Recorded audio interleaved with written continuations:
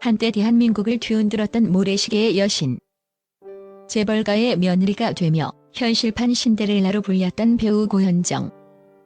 화려한 삶의 정점에서 홀연히 사라졌던 그녀가 20년의 침묵을 깨고 대중 앞에 섰다. 그리고 처음으로 가슴 가장 깊은 곳에 묻어두었던 상처를 꺼내놓았다. 20년간 만나지 못한 아이들을 향한 절절한 그리움과 죄책감. 그녀의 용기 있는 고백은 대중의 마음을 울렸고 마침내 굳게 닫혔던 아들의 마음까지 움직였다. 이것은 단순한 스타의 신세 한탄이 아니다. 한 어머니의 위대한 부활이자 상처가 끝이 아닌 새로운 시작이 될 수 있음을 증명하는 감동적인 서사다.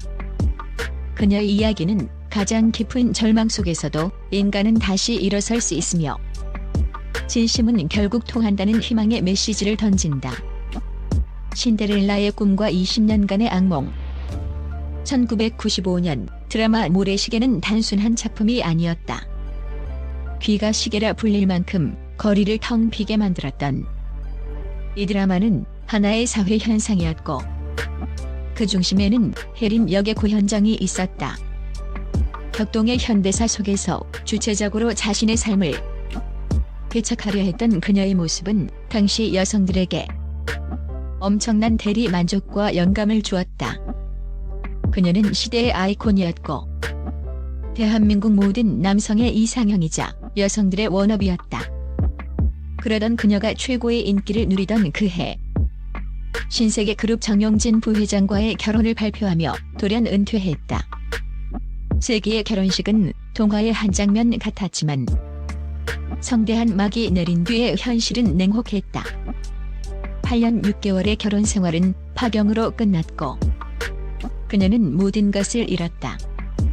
위자료 15억 원을 받는 대신 두 아이의 양육권을 포기해야만 했다. 이것은 단순한 법적 합의가 아니었다. 엄마로서의 삶을 송두리째 박탈당하는 사형 선고와도 같았다. 그때부터 그녀의 시간은 멈췄다. 아이들을 볼 수도 만질 수도 목소리를 들을 수도 없는 20년이라는 긴 세월.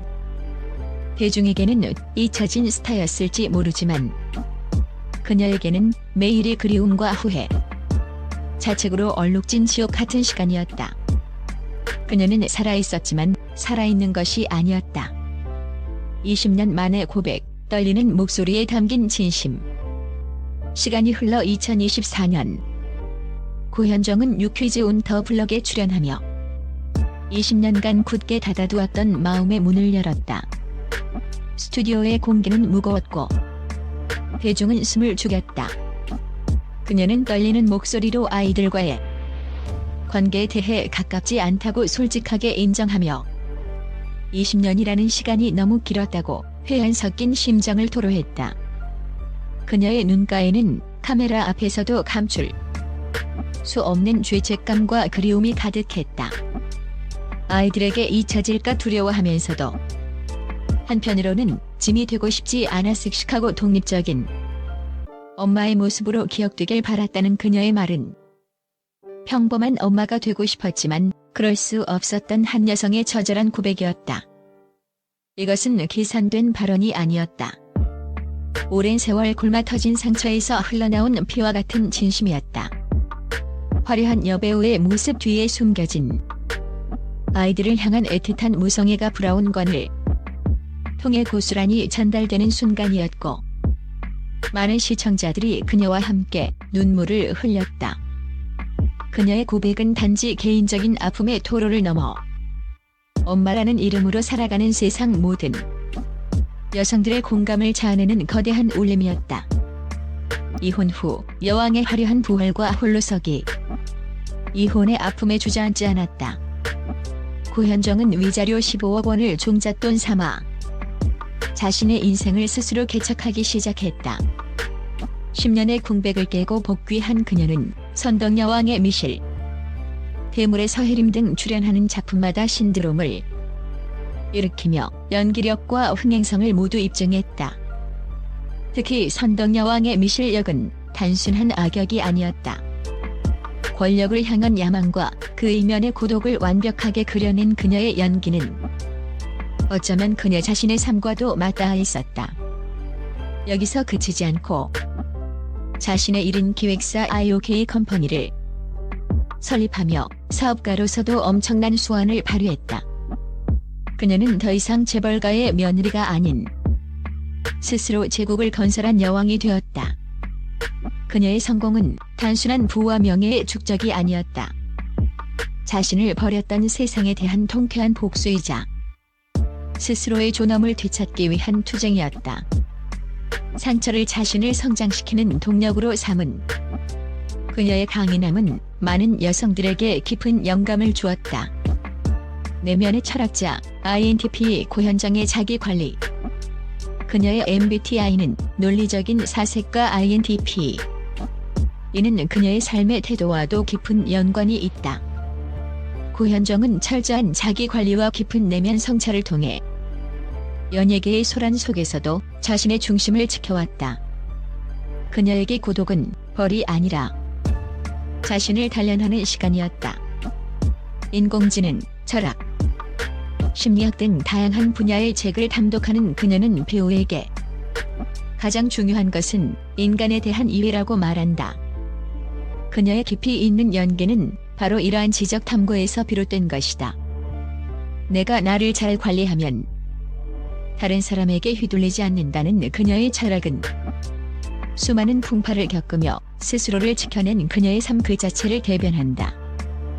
그녀의 집이 먼지 한 톨 없이 깔끔하고 정돈된 것으로 유명한 이화 역시 혼란스러운 세상 속에서 자신의 내면만큼은 질소정연하게 지키려는 그녀의 의지를 보여주는 증거다. 20년 만에 도착한 아들의 메시지, 화해의 서막. 고현정의 진심은 마침내 아이들에게도 닿았다. 그녀가 모르는 사이 아이들은 훌쩍 자라 성인이 되었다. 최근 코넬 대학교를 졸업하고 신세계 그룹의 경영 수업을 준비 중인 아들 정혜찬. 그리고 감수성이 풍부한 것으로 알려진 딸 정혜인.